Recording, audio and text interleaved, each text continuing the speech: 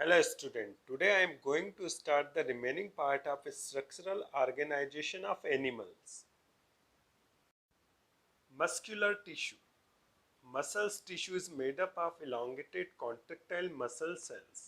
जो muscles tissue होते हैं वो लंबी जो कॉन्ट्रेक्टाइल जो मसल सेल्स होती हैं उनसे बने होते हैं और ये जो मसल सेल्स होती हैं उनको मसल्स फाइबर्स कहते हैं।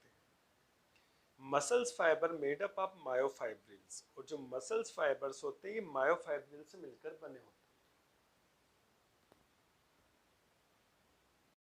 Types of muscles, there are three types of muscles. जो मसल्स होती है वो थ्री टाइप्स की होती है। पहली है स्मूथ और unstriated muscles, non skeletal muscles भी कहा जाता है क्योंकि ये जो मसल्स होती है वो स्केलेटन से अटैच नहीं होती, इसलिए इनको नॉन स्केलेटल मसल्स कहा जाता है। स्केलेटन इनका जो शेप होता है स्पिंडल शेप होता है, आगे से भी शार्प और पीछे से भी शार्प होती है। यूनिन्यूक्लिएटेड मतलब एक सेल के अंदर एक ही न्यूक्लियस होता है।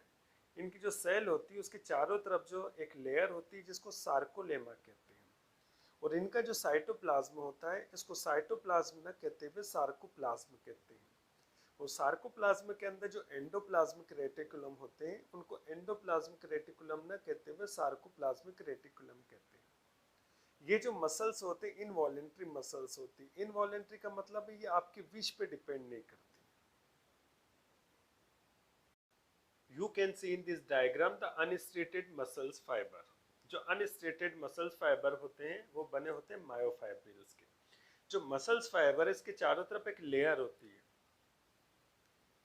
तो इस लेयर को क्या कहेंगे? सार्कोलेमा। और अंदर की तरफ जो डॉटेड स्ट्रक्चर दिख रहा है ये क्या? एक फ्लूइड है जिसको सार्कोप्लाज्म कहते हैं। जनरल सेल के अंदर क्या होता है? साइटोप्लाज्म होता है, लेकिन जो मसल्स फाइबर होते हैं उसके अंदर जो साइटोप्लाज्म होता है उसको सार्कोप्लाज्म कहते हैं। इसी तरह सार्कोप्लाज्म के अंदर जो एंडोप्लाज्मिक रेटिकुलम होंगे तो उन एंडोप्लाज्मिक रेटिकुलम को सार्कोप्लाज्मिक रेटिकुलम कहेंगे। और ये यूनिन्यूक्लिएटेड होते हैं, मतलब किसमें केवल क्या पाया जाता है? केवल एक न्यूक्लियस पाया जाता है। और ये स्पिंडल शेप होते हैं, मतलब इनका आगे का जो पॉइंट और पीछे का पॉइंट कैसा होता है? शार्प होता है। तो ये जो स्ट्रक्चर है स्पिंडल लाइक होता है। स्ट्रिप्ड, स्ट्रिएटेड, स्केलेटल और वॉलेंट्री मसल्स। इनमें स्ट्रिप मतलब धारियां पाई जाती, लाइनें पाई जाती। स्ट्रिएटेड का मतलब होता है इसमें बेंड पाए जाते हैं, कुछ डार्क बेंड होते हैं, कुछ लाइट बेंड होते हैं। स्केलेटल का मतलब होता है कि ये जो मसल्स फाइबर होते हैं ये बोन से स्केलेटन से अटैच होते हैं। और इनको वॉलेंट्री मसल्स क्यों कहते हैं? क्योंकि आपकी विश पे वर्क करते हैं। और ये कहाँ पाए जाते हैं? आपके जो लेग्स होते हैं और हैंड्स होते हैं जो आपकी विश के अकॉर्डिंग आप क्या होते हैं इसमें मूवमेंट कर सकते हैं, इसलिए जो मसल्स होते हैं वॉलेंट्री मसल्स होते हैं। ये जो मसल्स बने होते हैं मसल्स फाइबर से बने होते हैं। तो इस तरह से बहुत सारे मसल्स फाइबर्स होते हैं और इन मसल्स फाइबर के चारों तरफ क्या होती है? एक मेम्ब्रेन होती है। इस मेम्ब्रेन को क्या कहते हैं? एंडोमाइसियम। अब ये जो मसल्स फाइबर होते हैं इनके चारों तरफ भी एक और मेम्ब्रेन होती है। बहुत सारे मसल फाइबर आपस में अरेंज हो जाते हैं, जुड़ जाते हैं और इनके चारों तरफ जो मेम्ब्रेन होती है उसको पेरीमाइसियम कहते हैं। इसी तरह से बहुत सारे बंडल आपस में जुड़ जाते हैं। ये सारे बंडल जुड़े हुए तो इनके चारों तरफ एक और मेम्ब्रेन होती है जिसको क्या कहते हैं? इपीमाइसियम कहते हैं।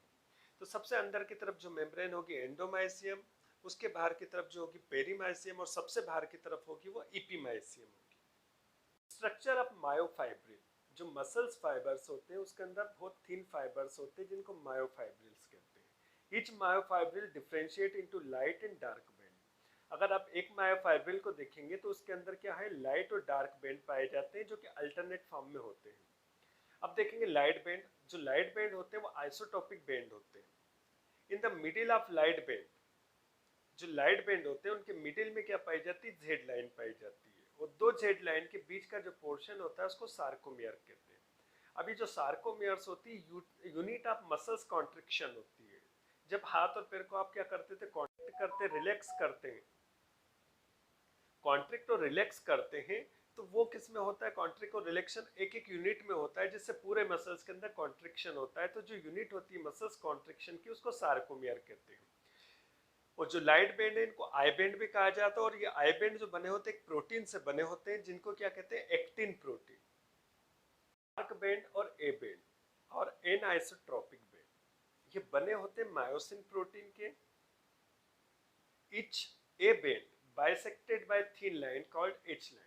अगर ए बेंड को देखेंगे तो उसके बीच में एक थिन लाइन होगी, पतली सी लाइन होती है जिसको एच जोन या जॉनसन जॉन जोहानसन जोन्स कहा जाता है। जिस साइंटिस्ट ने इसको देखा था उसके नाम पर इसको रखा गया है। तो एच जोन भी कहा जाता है और जॉनसन जोन भी कहा जाता है इसको।